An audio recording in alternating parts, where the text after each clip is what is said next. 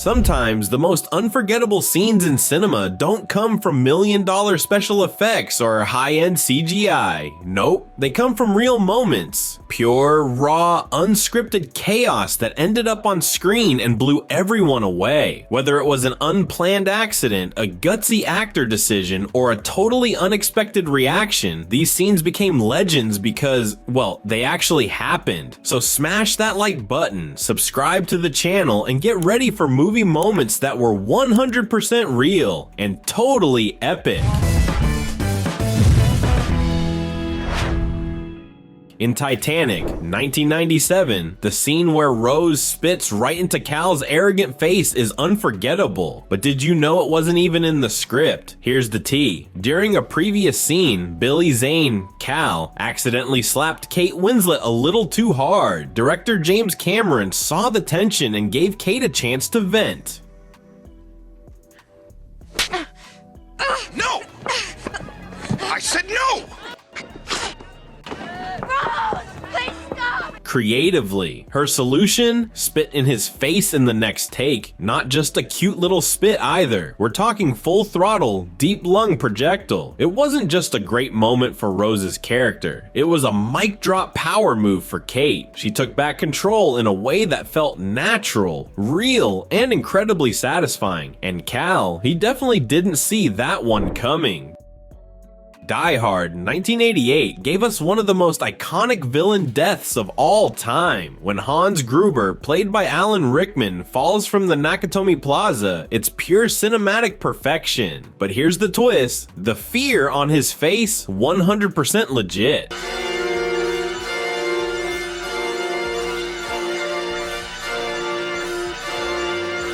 Director John McTiernan told Rickman they'd drop him on the count of 3, but instead they released him at 1. Rickman wasn't ready, and that startled, wide-eyed terror, totally authentic. He dropped backwards from a 20-foot platform onto a hidden airbag, and his reaction became the stuff of movie legend. The moment was so perfect, they didn't need to reshoot. It's a classic example of how a little misdirection from the director can create movie magic.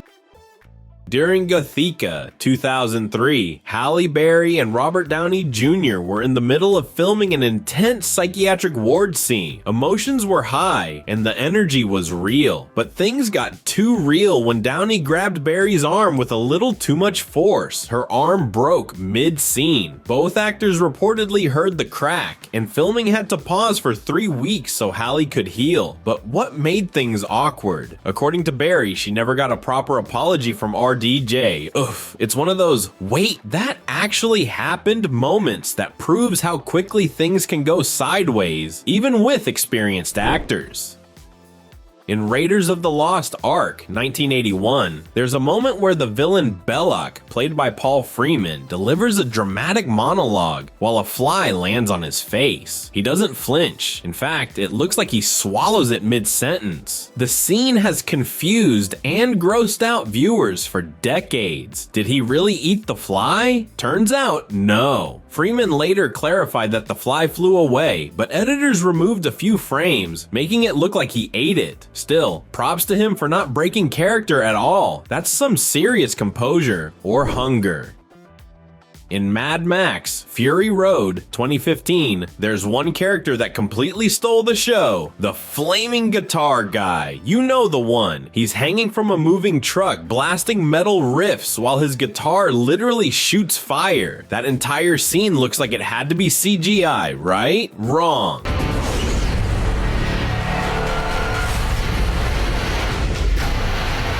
It was all practical. The performer, Australian rocker IOTA, played that guitar live while strapped to a moving rig in the desert. The flamethrower, real. The sound, real. The stunt, insane. That scene isn't just iconic, it's proof that when filmmakers go all in on practical effects, the results are unforgettable. Back to the Future Part 3 ends with a sweet moment where Doc returns in his flying train, introducing his family. But if you look closely, something weird is happening with his youngest son in the background. It means your future hasn't been written yet. No one's has. Your future is whatever you make it.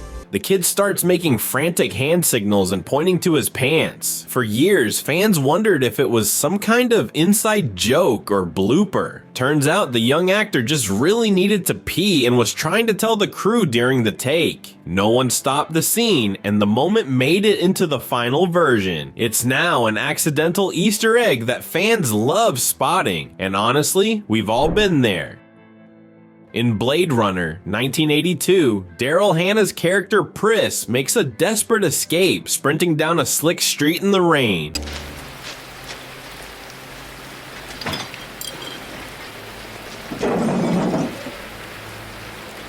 But what wasn't planned? Her slipping and smashing her elbow into a parked van. She shattered a real glass window and seriously injured her arm. But instead of breaking character, Hannah powered through the entire scene, only realizing she was bleeding once the camera stopped rolling. The final take made it into the movie, and most people watching have no idea it was a real injury. That's next level dedication.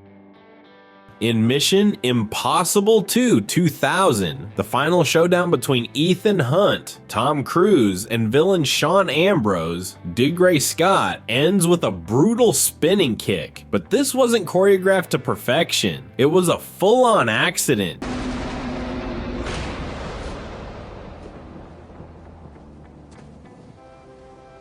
Tom got a little too into the move and actually kicked Scott in the face. Like, really hit him. Hard enough to leave him sidelined for 2 days. The director loved the natural shocked reaction so much he left the footage in. Cruise's face the moment after the kick shows real regret, like he knew he just clocked his co-star. It's awkward, painful, and weirdly cinematic. In Now You See Me 2013, Isla Fisher plays a magician performing a dangerous underwater escape act. The scene shows her submerged, locked in a tank, struggling with chains, and it's seriously intense. But what audiences didn't know is that Isla was actually in danger.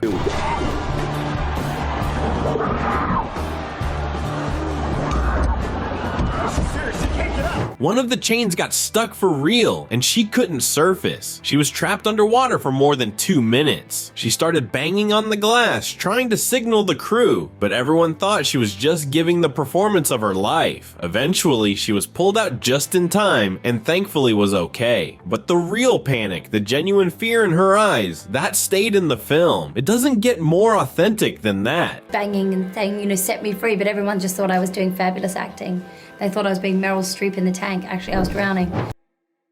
In Fast and Furious 6 2013, there's a classic barbecue scene where Roman says, "Hey Mia, you better hide the baby oil," poking fun at Dwayne Johnson's shiny muscles. But The Rock didn't let it slide. He fires back instantly, "You better hide that big ass forehead."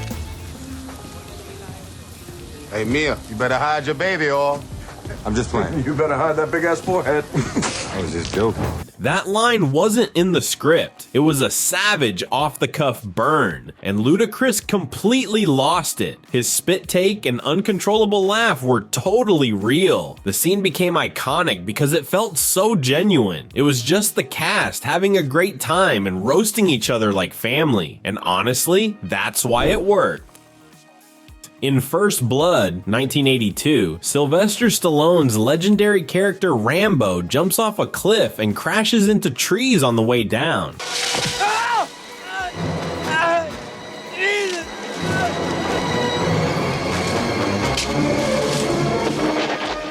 Looks brutal, right? Well, it was. On the second take of that scene, Stallone slammed into a tree branch with such force that he broke a rib, but the show had to go on, and the crew asked for one more take. So yeah, he did the stunt again while injured. The grunts and groans you hear in the final scene aren't acting, they're real pain. Stallone later joked that it was the easiest acting he ever did because he didn't have to fake a single thing.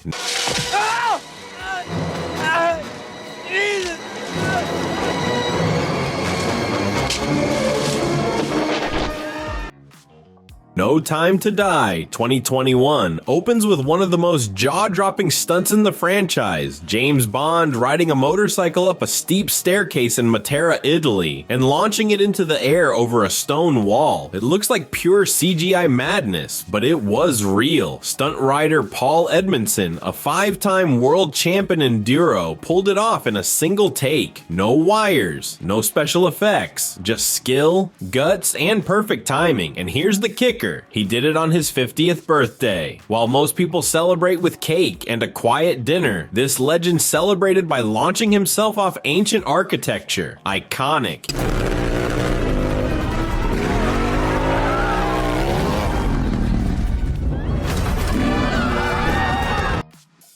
In The Fellowship of the Ring 2001, there's a charming moment when Gandalf enters Bilbo's house and bonks his head on the wooden beam. It feels like a real-life goof, right? Well, it kind of was.